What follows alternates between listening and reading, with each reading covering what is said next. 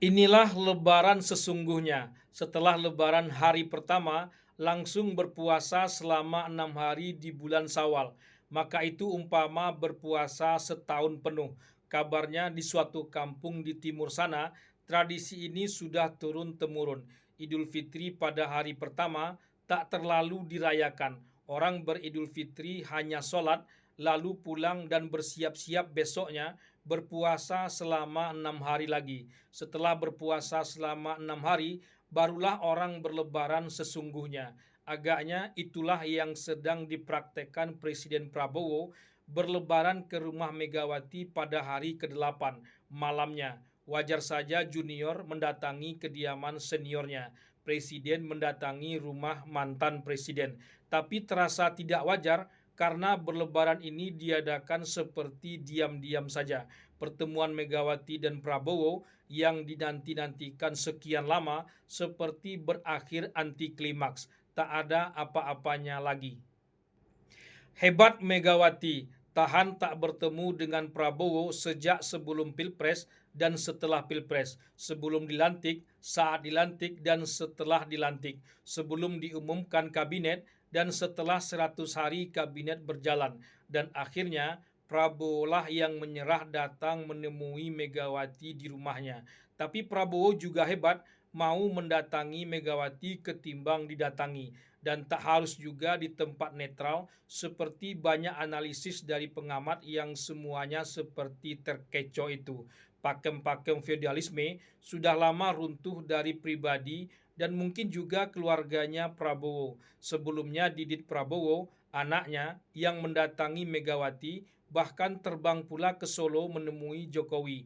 Kini giliran Prabowo pula yang langsung mendatangi kediaman Megawati tanpa aba-aba atau seremonial yang berbelit-belit. Selain alasan berlebaran, dunia memang sedang tidak baik-baik saja, diambang keruntuhan.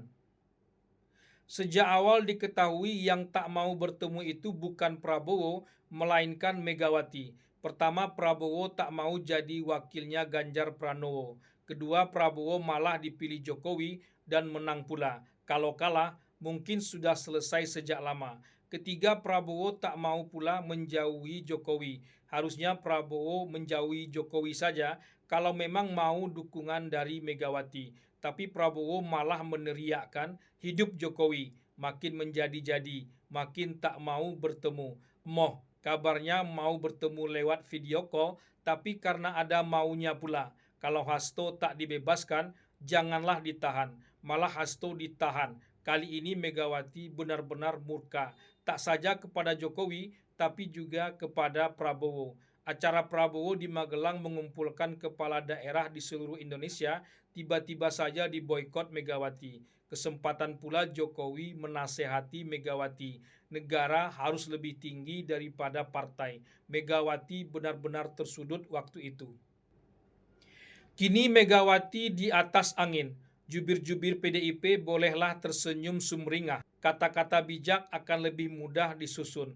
Kongres PDIP pastilah aman. Tapi siapa pula yang hendak mengganggu Kongres PDIP itu?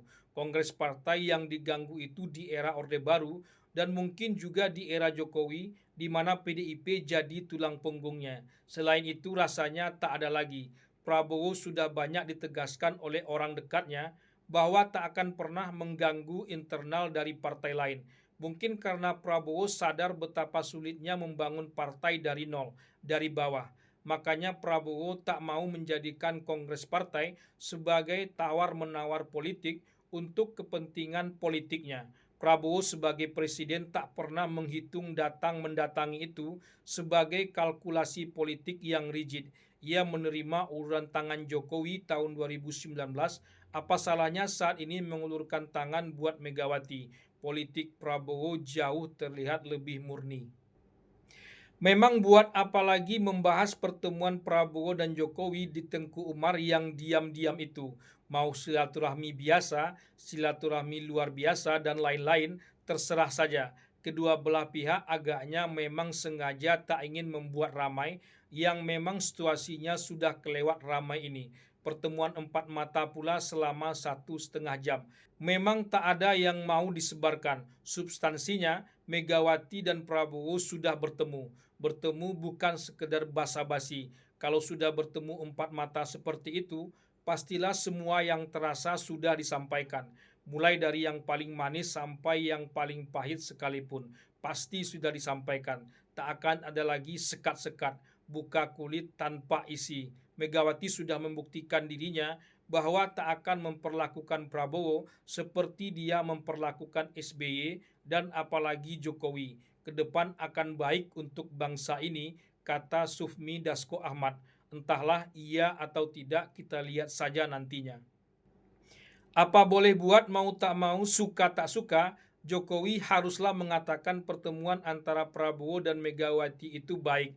Tak ada pula alasannya Jokowi mengatakan pertemuan itu tidak baik, apalagi pertemuan itu sudah terjadi. Jokowi sendiri mungkin juga tak diberitahu.